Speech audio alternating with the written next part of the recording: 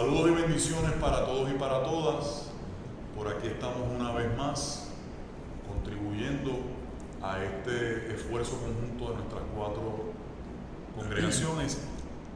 Y en esta ocasión, Alex, luego de haber visto el capítulo 1, el capítulo 2, se nos lleva un saltito hasta el capítulo 8, que junto con el capítulo 9 son la conclusión de esta primera colección de proverbios. De los proverbios.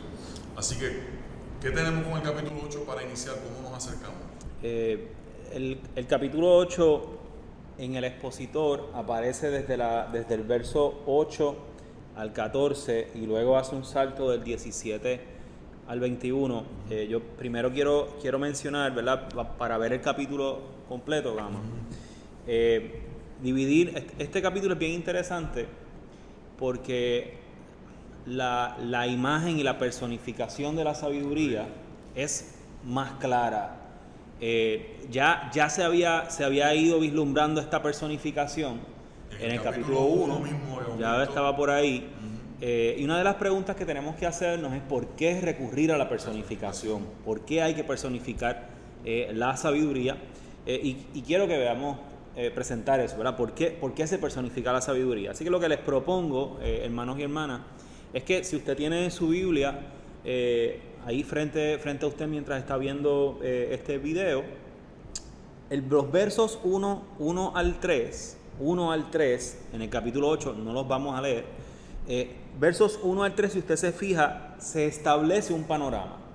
Y de hecho, el capítulo 8 comienza con 2 preguntas. Y es importante, esas 2 preguntas son bien importantes. ¿Acaso no está llamando la sabiduría? Yo estoy leyendo la nueva versión internacional. ¿No está elevando su voz la inteligencia? Entonces, esas 2 preguntas son importantes porque ya nos lanza unas preocupaciones que tiene el sabio. Quien sea que sea el sabio que está redactando esto, que está pensando en estos problemas, él tiene unas preocupaciones muy particulares. No vamos a entrar en eso ahora, ¿verdad? Pero quiero que sepamos eso de antemano, que hay unas preocupaciones, versos 1 al 3. Y luego se interrumpe el texto en ese verso 3, se interrumpe el sabio, o el narrador, si usted lo quiere ver de otra manera, aunque aquí no hay algo narrado particularmente. Y el verso 4 entra una segunda voz. Y esa segunda voz es la sabiduría hablando y personificada. En el expositor se menciona que esta figura no solo es personificada, sino que es personificada como mujer. Y el expositor, aquí Justo González, hace una comparación interesante entre el capítulo anterior y como contraste con esta nueva figura, esta otra mujer, en este caso pues la sabiduría. Otra vez el asunto de las 2 propuestas. Las 2 propuestas. Eso siempre hay que verlo, ir viendo estas contraposiciones en Proverbios, es importante. Y nada, nosotros vamos a arrancar directo al expositor con esos versos del 8 en adelante. ¿Por qué mencionamos todo esto? Pues para que sepamos que esos versos ya es la personificación de la sabiduría. ¿Ok? Eso, ¿verdad? Y preguntarnos, ¿por qué personificar la sabiduría? Gama. Los versos, me gustaría que leyéramos, Alex, para dar un marco, era del 8 al 14. 8 al 14, los leo. Por favor. Vamos a leer los versos 8 al 14. Parte, leo de la nueva versión internacional. 8 al 14. Proverbios 8, del 8 al 14. Las palabras de mi boca son todas justas. No hay en ellas maldad ni doblez. Son claras para los entendidos e irreprochables para los sabios. Opten por mi instrucción, no por la plata. Por el conocimiento, no por el oro refinado. Vale más la sabiduría que las piedras preciosas. Y ni lo más deseable se le compara. Yo, la sabiduría, convivo con la prudencia y poseo conocimiento y discreción. Quien teme al Señor aborrece lo malo. Yo aborrezco el orgullo y la arrogancia, la mala conducta y el lenguaje perverso. Míos son el consejo y el buen juicio. Míos son el entendimiento y el poder. No es lo primero que menciona, pero es lo primero que quiero decir. Aquí dice, el temor de Jehová es aborrecer el mal. El capítulo 1 nos planteó el principio de la sabiduría es el temor de Jehová. Uno de esos dos versos, el principio de la sabiduría es el temor de Jehová, quiere decir que el principio de la sabiduría está en aborrecer el mal. Y ahora tiene objeto. Y entonces aquí Un objeto bien particular. llegan otros elementos que los habíamos anticipado la primera vez. El principio de la sabiduría es aborrecer el mal, es no caer en la tentación de la arrogancia, de la soberbia, de la boca torcida, de la boca perversa. Recuerden que en el capítulo 1 ya se nos ha definido qué es el mal. Y fue cuando, en buena medida, cuando hablábamos del asunto del ciclo de la violencia, de la dinámica de la violencia como un proyecto de vida, a tal grado que los pecadores que son descritos como los que practican la violencia, acechando al otro, desvalijando al otro, le hacían esa invitación al joven, ¿no? En el capítulo 1. Y aquí eso se sigue trabajando y se sigue ampliando.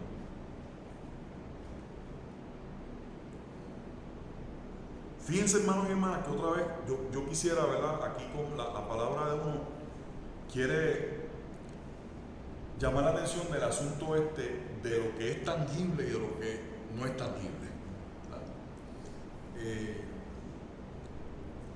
Porque mucha gente piensa que lo único que tiene valor es lo tangible. ¿Verdad? Y viven apegados, ¿verdad? Y sabemos que hay gente que está pendiente de cómo se acumulan esas cosas. Y me recuerda aquello del Principito.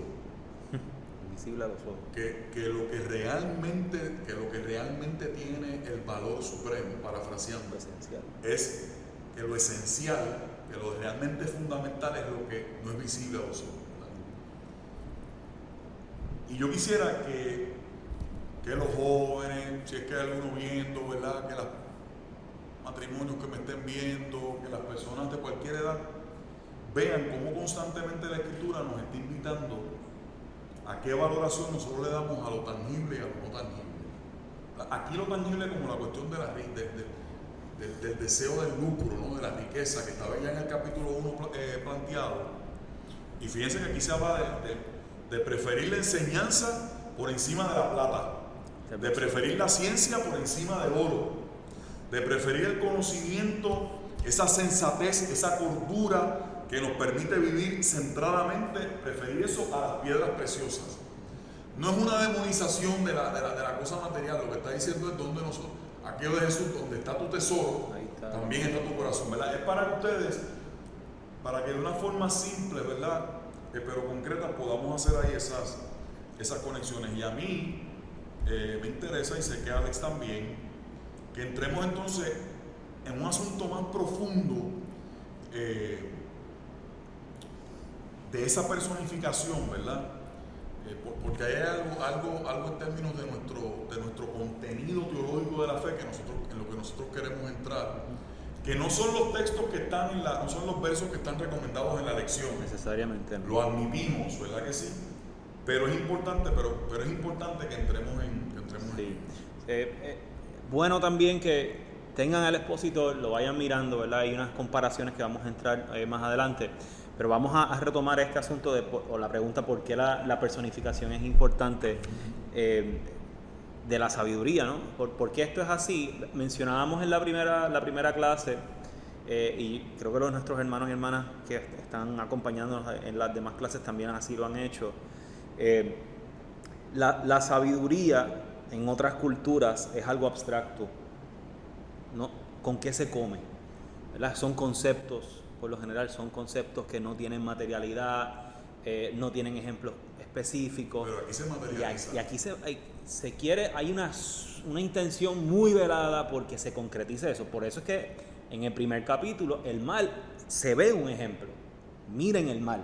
Lo que llamamos pecador, como tú decías en la primera clase, lo que llamamos pecador, aquí tiene un ejemplo bien concreto. En el caso de la personificación de la sabiduría, tiene una intención, ¿verdad? ¿Por qué personificamos? ¿Por qué personificamos a la sabiduría? ¿Por qué no solo personificarla? Es que hay que darle un cuerpo específico. Y tiene espacio, tiene espacialidad, tiempo, ¿verdad? Todo esto es importante. Se le da cuerpo a la sabiduría. ¿Por qué recurrir a ese recurso poético? La sabiduría tiene consecuencias materiales. La sabiduría tiene, y el hecho de no contar con ella también tiene consecuencias en nuestra materialidad, tiene consecuencias en nuestra historia, tiene consecuencias en nuestras familias. El no acceso a la sabiduría, el yo tratar de tomar la vida bajo mis propios preceptos, sin considerar tener unos principios, ¿no?, reguladores de la comunión y de la comunidad entre todos y todas. Acá, ¿qué hace el texto? Personifica para que se sepa que la sabiduría tiene materialidad, la sabiduría tiene cuerpo, tiene consecuencias inmediatas. Tiene consecuencias inmediatas. Y en el texto, una de las primeras cosas que hace esta sabiduría es que grita. Es lo primero que hace la sabiduría. Pregona. Y entonces acá el sabio escucha. La pregunta que él se hace al principio es precisamente, ¿acaso no está llamando? ¿No está elevando su voz? La sabiduría, el sabio en el texto escucha la voz de la sabiduría afuera. Y se pregunta, ¿por qué está afuera la sabiduría? Y una nota ahí breve, Alex, es que me gusta el texto porque no solamente declara sabio al que está diciendo lo que está diciendo, al que establece sus principios reguladores, ¿verdad? Que nos puede liberar de vivir, me estaba enseñando el poema que me enseñaste ahorita de Consuelo Lee Tapia, de vivir en el no propósito, ¿verdad? De vivir en una especie de limbo, de despiste existencial.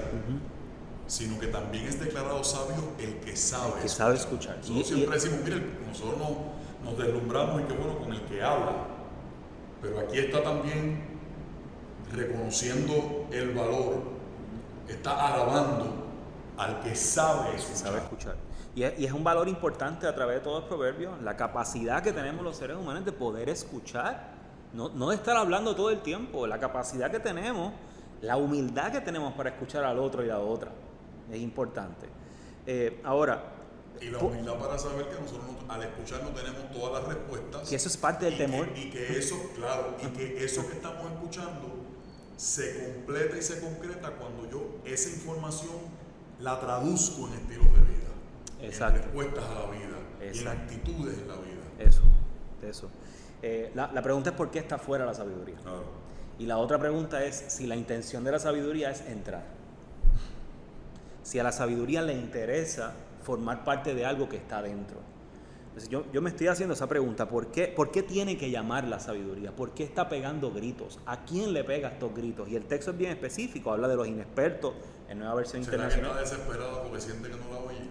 Siente que no la oyen, pero hablábamos en la primera clase de que los proverbios se llevan a cabo dentro de las cortes, de los palacios.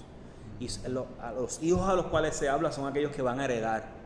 Y lo primero que quiere que se herede es un conocimiento, es una sabiduría para poder gobernar.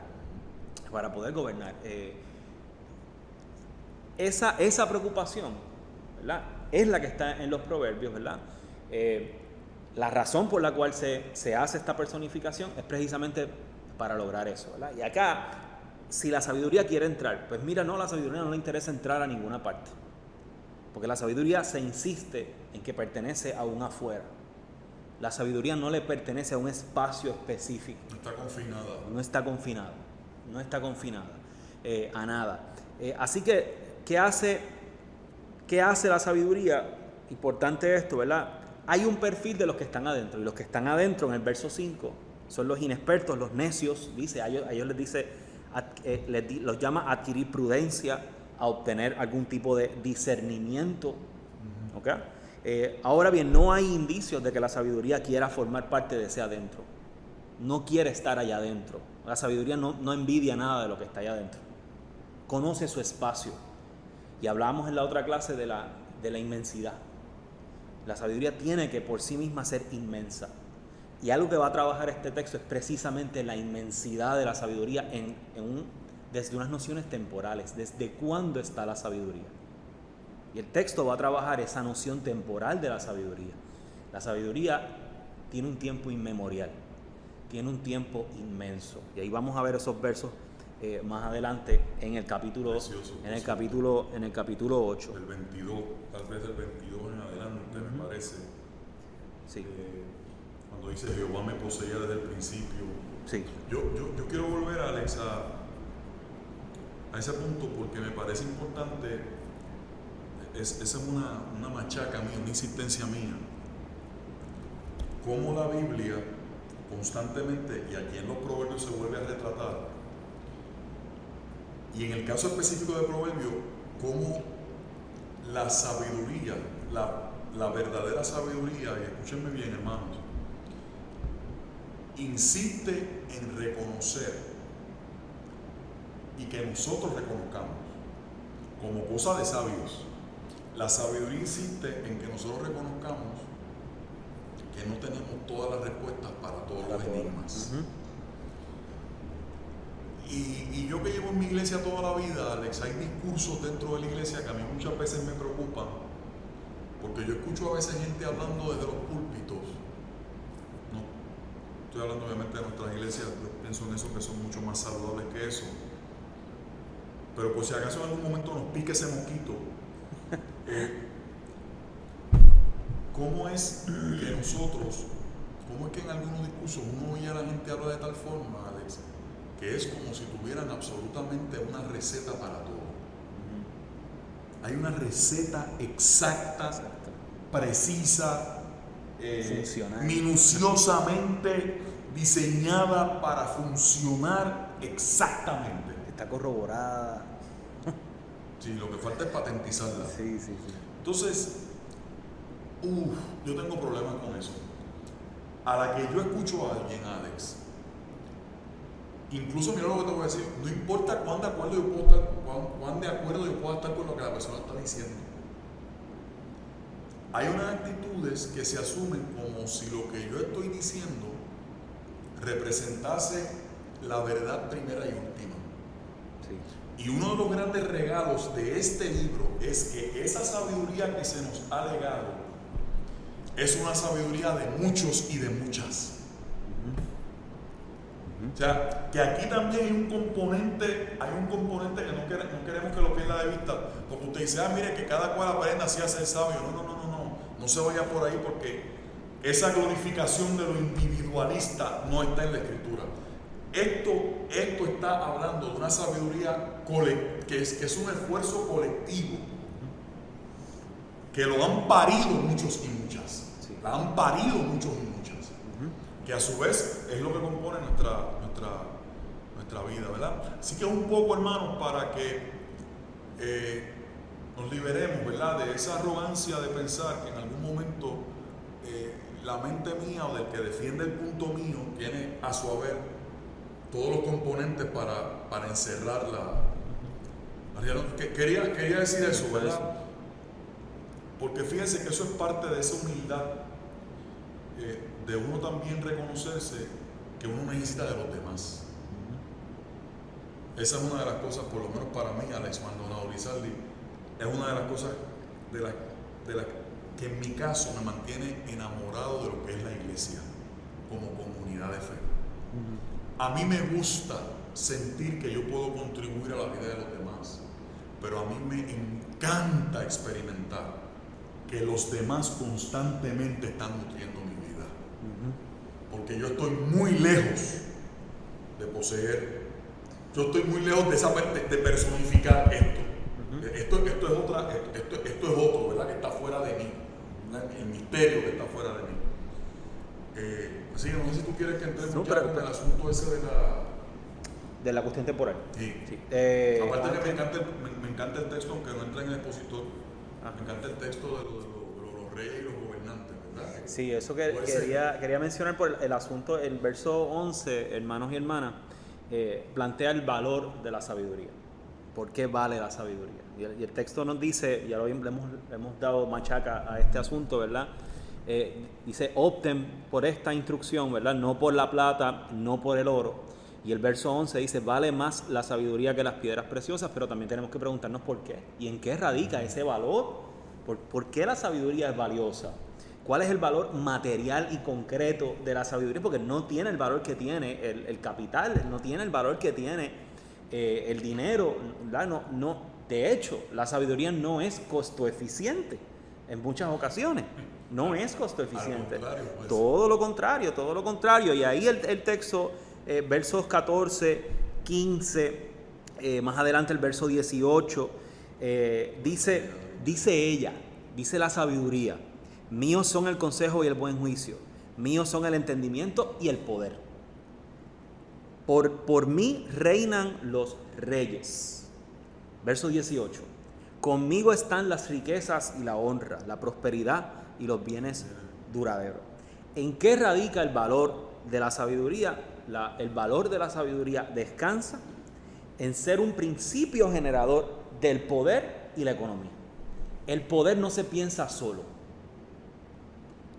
Las maneras en que nosotros regimos nuestras familias, las maneras en que nosotros organizamos nuestras comunidades, no viene de sí mismo, viene de una sabiduría, de unos conceptos, de unas ideas, de unos preceptos que nosotros vamos decidiendo si los vamos a aceptar, los vamos a manejar o no.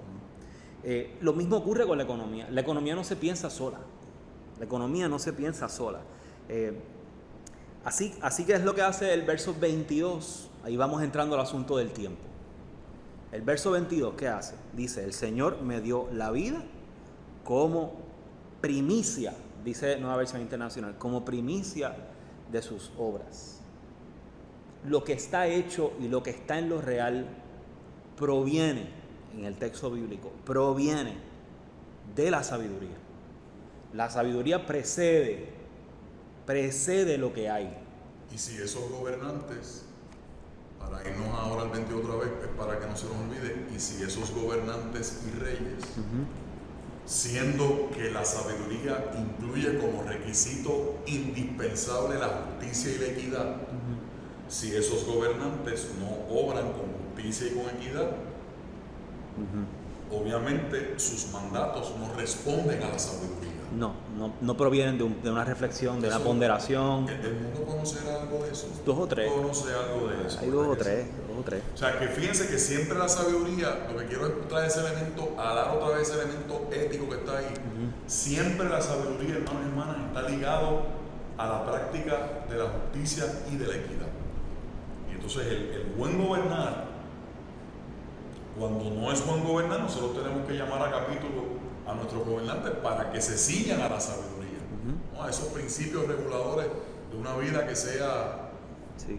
Así que a veces, en vez de preguntar qué proponen, ¿de dónde lo proponen? ¿Cuál es la fuente de la que beben? ¿De dónde eso? ¿Verdad? ¿Cuál es el principio desde el cual articulan unas propuestas? Porque esas propuestas responden a esos principios. Decía, perdónenme la referencia, decía Immanuel Kant en un tratado de moral precisamente. Él decía que nosotros como seres humanos no tenemos control de los fines de las cosas. Nosotros solo podemos controlar nuestros principios, ¿verdad? Yo no quiero sonar de esa manera, ¿verdad? Esto hay que tomarlo con muchísimas pinzas y aristas, ¿verdad? Pero nosotros realmente no tenemos tanto control de nuestros resultados. Y cuando sí los tenemos hay que tener mucho cuidado. Yo creo que esta cuestión de tener que controlar los fines de mis acciones, hay que hilar fino con eso. Y el texto va a insistir en que todas nuestras acciones deben tener unos principios y nos obliga a preguntar cuáles son los principios del gobierno y cuáles son los principios de nuestra economía. Porque nosotros no podemos pensar que la economía es cuestión de números. La economía es cuestión de principios. Toda la economía debe ser cuestión de principios. Y cómo se regula el hogar. Porque el principio de economía tiene que ver con el oikos, con la casa. Cómo nosotros regulamos nuestras casas. Y hay que tener mucho cuidado con eso. por ahí. Verso 22. Oigan esto. Jehová me poseía desde el principio, ya de antiguo, antes de sus obras. Mire a ver a quién se le va apareciendo eso. Eternamente tuve el principado desde el principio. Antes de la tierra, antes de los abismos fui engendrada. Antes que fuesen las fuentes de las muchas aguas, antes que los montes fuesen formados, antes de los cuellos, ya había sido yo engendrada. Cuando formaba los cielos, allí estaba yo. ¿De quién? ¿De quién estará? ¿De quién se habla? ¿De quién para la teología cristiana se habla de esa forma? Fíjense que ya, voy a enseñar esta especialidad que tengo aquí, ¿verdad? Yo no soy muy bueno escribiendo así, pero fíjense que de ser una virtud, para acá, ¿verdad? De ser una virtud y una práctica, de repente, lo que hemos estado hablando, hay una personificación de la sabiduría. Ya no es meramente una virtud y una práctica. Ahora es una realidad, pero no una realidad cualquiera. Se dice que es una realidad preexistente. Y la pregunta es, ¿de quién en el Nuevo Testamento se dice, no estoy cometiendo la barbaridad de decir que Proverbios estaba pensando específicamente en la figura de Jesús de Nazaret? No estoy cometiendo esa barbaridad. Respetamos mucho más que eso el texto. Lo que estoy diciendo es, como en tantas ocasiones, cómo la teología cristiana, en este caso la iglesia, los pensadores de la iglesia en un principio, fueron tomando esos conceptos, ¿verdad? Como usted lee el Apocalipsis y dice, adiós, hay cosas que yo estoy leyendo aquí que se me parecen a algunas cosas que yo he leído en los capítulos 7 al 12 del libro de Daniel, por decir un ejemplo. O cuando en el Nuevo Testamento se pone a Jesús citando cosas del profeta Isaías, o sea, cómo se bebe de la tradición. Lo que quiero es explicar un asunto de nuestra teología, ¿verdad, cristiana? ¿De quién es que se dice que por Él fueron creadas todas las cosas y todas las cosas en Él subsisten? Que antes de Él no había nada de lo que por Él es que todo lo que no era ahora es. Fíjese que lo que estamos diciendo es que todas estas declaraciones, para que usted aprenda a leer la Biblia con más detenimiento, aprendamos a leer la Biblia con más detenimiento, con más gusto, son expresiones como estas, fueron pavimentando el camino para que en el Nuevo Testamento se llegase a plantear que la persona y el ministerio de Jesús eran, digamos que, el rostro verdadero de la sabiduría de Dios.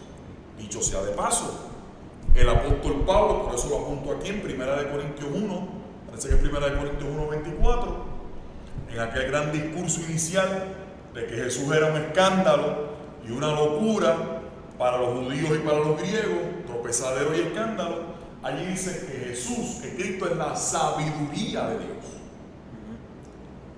Y obviamente el prólogo del Evangelio de Juan. En el principio era el verbo, y el verbo era con Dios, y el verbo era Dios. Fíjense que aquí está diciendo, Jehová me poseía, dice, ¿cómo es que dice? Antes de los abismos, ese abismo que se dice que estaba el Espíritu paseando por allí, sobre la faz del abismo, antes de los abismos fui engendrada, antes que los montes fuesen formados, antes que esto, que aquello, que lo otro, ya estaba yo. Es el principio del asunto del logos,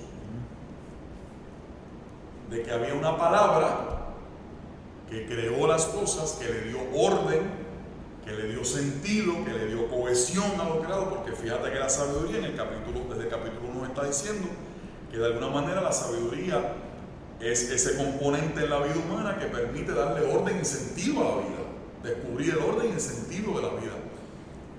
Queremos traer esto como un ejemplo, hermanos y hermanas, de cómo a veces el leer la Biblia con detenimiento nos permite enriquecer nuestro propio entendimiento de la fe que profesamos. Por eso estamos trayendo esto.